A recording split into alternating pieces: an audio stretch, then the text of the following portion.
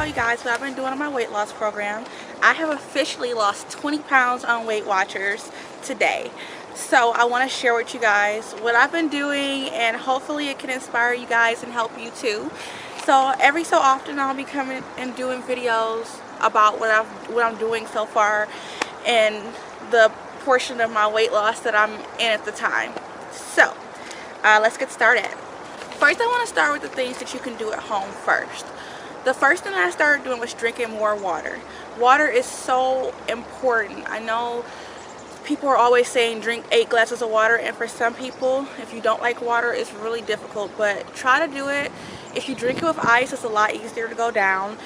Drinking water does a couple of things. One thing, it keeps you hydrated, especially if you're working out, because you're sweating and you're a lot more prone to be dehydrated. So that's the first thing. The second thing is that drinking water makes you eat less.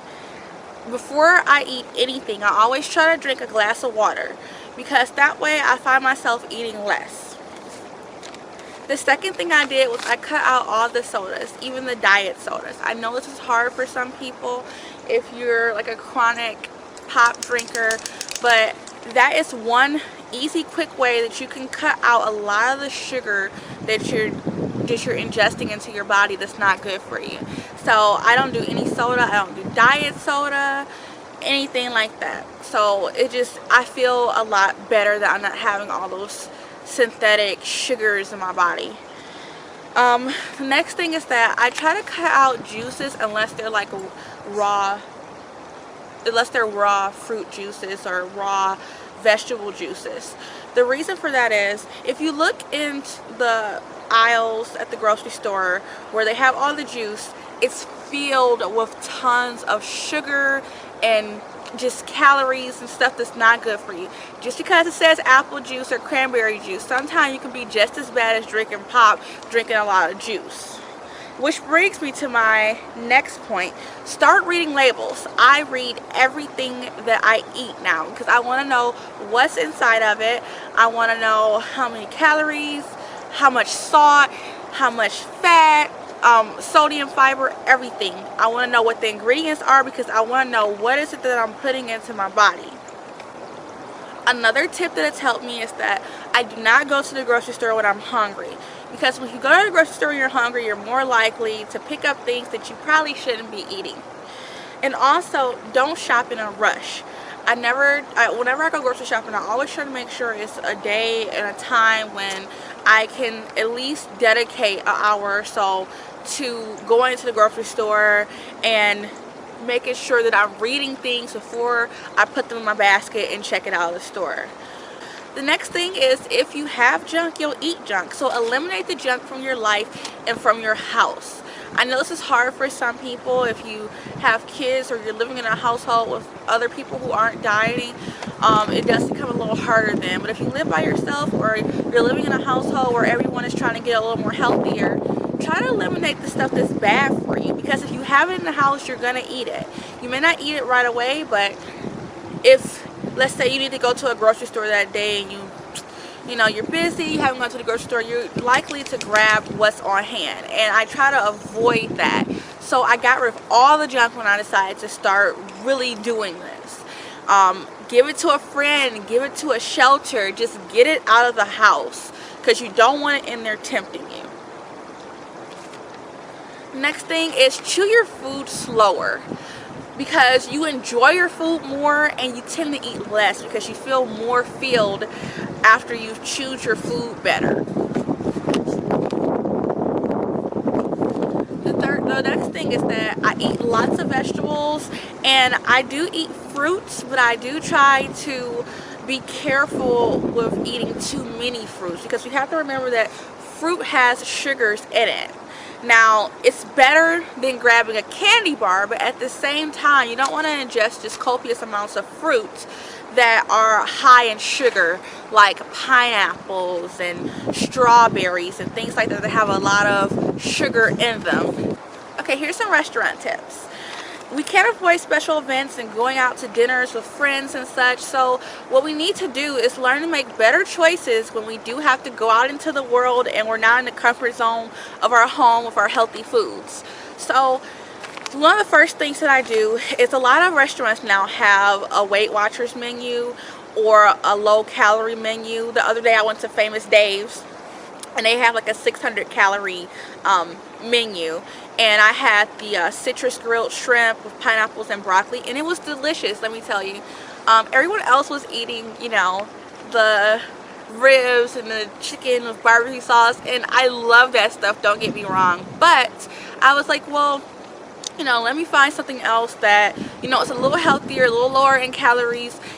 Another tip is that if you're going to a restaurant that has an online menu or online ordering, try to look at the menu and see what the choices are on the menu before you go. That way, when you're sitting at the table with a bunch of other people, you're not tempted by what they're ordering, because you've already looked at the menu and you looked at what choices are healthy. And also, if you look at them online at home, you could do a Google search and look at how many calories are in each meal at different restaurants, and that'll really help you when you get to the restaurant to not get sidetracked by the fattening and tasty but bad food.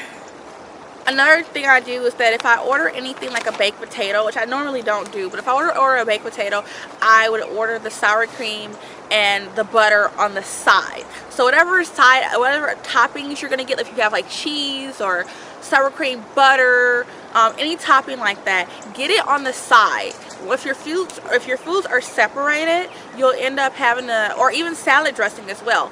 Put it on the side, that way you have to apply little amounts, that way you're more conscious of what you're actually putting into your body. Alright, the next thing is exercising. The first thing you need to get over, if you have a gym membership or you're thinking about getting a gym membership but you don't want to because you're embarrassed about how you look or what people might think of you, get over it.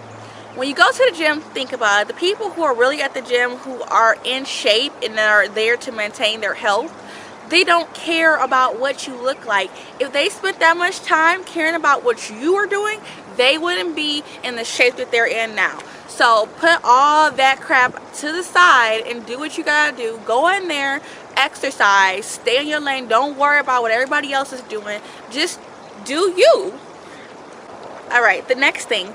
If you can't make it to the gym, still get some type of exercise in. Go for a walk. If you have exercise tapes at home, do a 30-minute exercise tape, or however, just do something, get your body moving. A lot of us have jobs where we're not very active. So, and if you're going to sit at a desk all day and then you're going to come home and you're not going to do anything either, it's not a good look for your body. So, try to get out if you go home, walk. And if you have a dog like I do, and my dog is actually right here right now, I'm outside with my little baby Gracie here, and we're outside. After I finish filming this video, we're gonna go for a walk, and that gives her exercise, because so many of our pets are overweight, and I can go into a whole separate video and rant on that. But I was just at PetSmart the other day, and now they have weight loss systems for dogs. That is a shame. We need to get off our lazy behinds and get our pets out there, get them walking. Walking your dog really helps them with behavioral issues. If you have a dog that has separation anxiety or just that's destructive, walking them, getting them walking, tiring them out, it's gonna help them. It's gonna help them lose weight, it's gonna help their behavior, and it's gonna help you. And plus, it's a great bonding experience with your dog to walk your dog. Then one of the next things is that I always write down whatever I'm eating. Actually, I don't actually write it down. I use my phone. So if you have an Android phone or iPhone, there's tons of applications out there that you can use to keep track of what you're eating and what you're doing as far as exercise. That's really important, because if you don't write what you're doing down, if you don't write the foods that you're eating down, it's easy to forget and not remember that extra candy bar here or this or that. So write everything you do down. Next thing is take vitamins. Vitamins are very good. I'm not going to give you any recommendations as to what vitamins at this point, because you want to consult with your doctor before taking any type of medicine over the counter. So consult with your doctor and find out what's the best for you. Keep on working on your diet. If you fall off one day, it's okay. The next day, get up and continue doing what you were doing. If you are busy, you don't exercise for a couple days, don't let that stop you. Get back on the wagon, do what you need to do. Go exercise, go walk, do whatever it is you need to do. Make sure that you're doing it and you don't get discouraged. So this is what I've been doing so far, and I'm so happy that I have officially lost 20 pounds, and I can't wait to lose even more. And I hope you guys will stick around and subscribe and, you know, join my journey with me. So thank you guys for watching as always, and don't forget to subscribe, and I'll talk to you guys later.